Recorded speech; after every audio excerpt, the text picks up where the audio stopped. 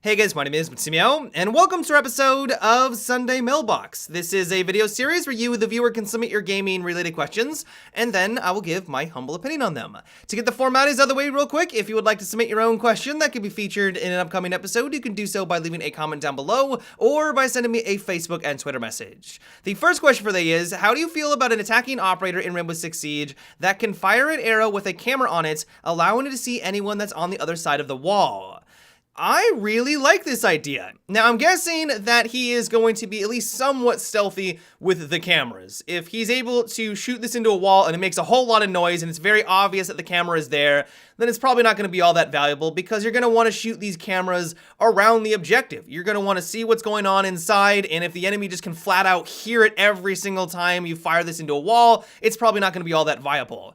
And so as long as it has this stealthy components, I mean, sure, the enemy, as long as they're observant, will be able to see the camera, but as long as it has kind of a stealth quality to it, this could be immensely beneficial for the offensive team. I can already think of a lot of applications where this would be incredibly powerful. Imagine for a second you're teamed up with a fuse, you make your way above the objective, you fire your arrow down below, scout it out really quickly, and then tell him exactly where the enemy is located so he can get an easy cluster bomb kill. You could do this with Buck as well. You tell Buck kind of where the general area of the enemy's location is, he fires a couple of shotgun shells and then takes them out with his primary weapon.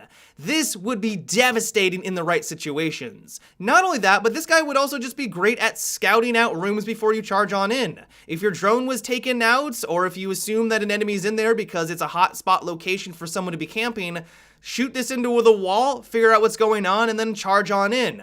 And so all in all, I really like the concept of this operator. It takes the existing mechanics of using cameras and puts a small twist on it. It follows the same formula of what we've seen in other operators like Valkyrie, but just for offense. And so as long as it's somewhat stealthy, I really do think it needs to have a stealth quality. Considering you are using a crossbow or something along those lines, that would be at least somewhat reasonable. As long as it's not exactly noticeable as soon as you use the gadget, I really do think that this would be an immensely powerful offensive operator. The next question is, what do you think about adding in a double agent operator in Rainbow Six Siege that can be on both teams?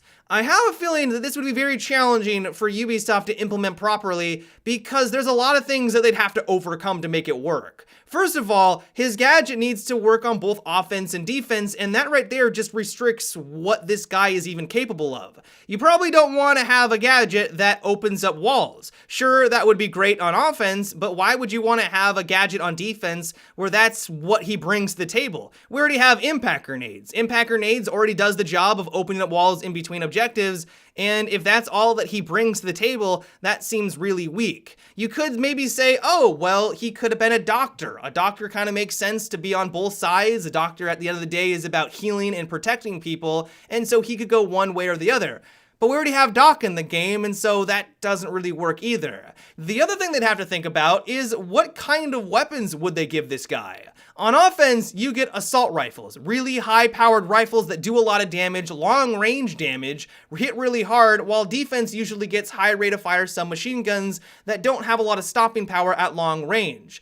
And so the predicament they put themselves in is, what type of weapon do they give him? Do they give him an assault rifle so that he's not worthless on offense and not just using a submachine gun? And if they do that, well, then this guy is going to be the only guy on defense that has an assault rifle, and that might make him too good on defense. If they go the other way and they give him a submachine gun because they don't want him to be too overpowered on defense, well, then he's going to be lackluster on offense. You kind of see where I'm coming from? Like, how do you balance out this double agent to work on both sides? Because I'm guessing, I mean, the whole idea of him is that he uses the same gadget, he uses the same gun on both offense and defense. How do you make that work in the constraints and the restrictions? What makes Rainbow Six Siege the game that it is? And so I'm not exactly sure how Ubisoft could make this work. I believe that they probably could because they're game developers and this is their job, and they've already come up with a lot of creative solutions to things that I was not expecting. They've brought in operators that kind of came out of left field and they work really, really well, and so I'm sure they could come up with something, but it would be a big challenge for everything that I talked about. But let me know what you guys think about this operator. Do you have any clever ideas on gadgets that would work on both offense and defense? Maybe we could spin in it that, he's a double agent, so he's gathering information somehow. Give me your guys' thoughts down below. The next question is, what are your thoughts on PlayerUnknown's Battlegrounds? Do you think it's worth it even though it's in early access? Well, I can definitely see where you're coming from. There's been a lot of early access games that have come out lately that have promised the world, they have amazing concepts, but because they're buggy, glitchy messes, they take your money, they don't do anything with it, and then the game just kind of stagnates and dies and doesn't go anywhere. That could be possible with Battlegrounds, but at least from what I've seen so far, I don't think that's actually going to be the case. The thing that you do need to know going into it, though, is that it's not very well optimized. You guys are probably noticing that my shadows look horrible right now, and that's because I have to play on low settings just to maintain a decent frame rate. There are some sections of the map, especially when you go near a city, where your frame rate will drop down all the way to 20 FPS. It's horrible, and the developers are aware of that, and they're doing everything they can to optimize the game. If you're able to look past that, and you can kind of avoid those sections of the map, it is one of the most addicting games that I've played in quite some time.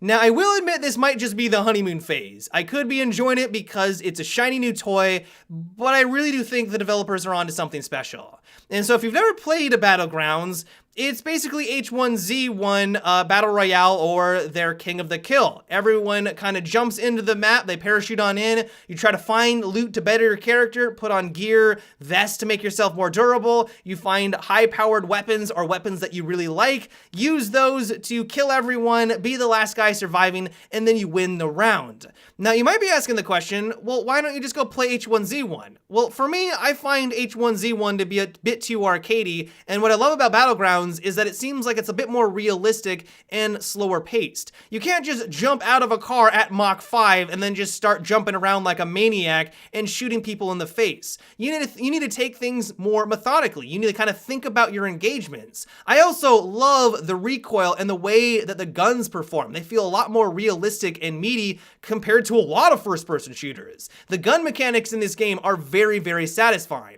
Another thing I love about Battlegrounds is the customization itself. If you find an M416, you're in business. It's a very good assault rifle, but it can be taken a step further. By itself, you're going to have to deal with its iron sights, and if you try to take someone out long range with it, you're going to have a hard time doing so. And so you're going to want to try to find an ACOG scope. You're probably going to want to try to find some attachments. So the base of it, it's strong, but you can upgrade it by getting better gear. And so the result of this is that each round feels different from every single other. You could have a round where you get a completely decked out character by the end, and you just become this, not necessarily a god because someone can kill you, but you can have all this amazing gear and just slay everyone that you come across. The next time, you may not be so lucky. You could still get that same gun, but maybe you only have a red dot, and so it's more challenging for you to fight someone at long range. You can still win those engagements, but then it feels so much more satisfying when you do take that guy out, you run over to his gear, he's got all these different scopes, he's got med bags and all these different things that'll help you out along the way.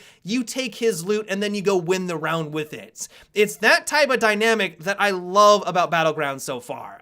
And so in general, I am having a lot of fun with this game, but I can still see why you would be reluctant to pick it on up because it is in early access. My advice is to wait a couple of weeks or wait a couple of months to see how it all plays out. In a couple of months, we'll know if the player base is going to plummet like a rock and there isn't going to be anyone playing anymore. We'll also know in a couple of months if they are a good development team and they're going to fix the problems that are present and mainly just optimize the game so that we don't have these massive frame drops. And so while I'm loving it, I can completely understand why you would want to pick this up. The next question comes from Steve, and it is it cheating to take advantage of glitches in a game? Another YouTuber showcased a hidden trick that essentially allows defenders in Rainbow Six Siege to move in and out of barricades without making noise. Do you consider this cheating?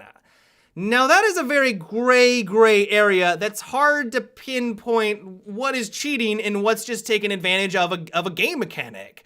I would say that if you're someone who is clearly exploiting a glitch, a long time ago, if you guys remember, there was a way that you could jump into the white van on a couple of maps. You could see outside, you could shoot people on the outside, but of course they couldn't see you. If you're someone who's doing that, you're cheating. Like you're exploiting a glitch that is clearly a glitch, it's clearly not intended. You're literally going outside of the normal map. That is a glitch and you are cheating in my opinion.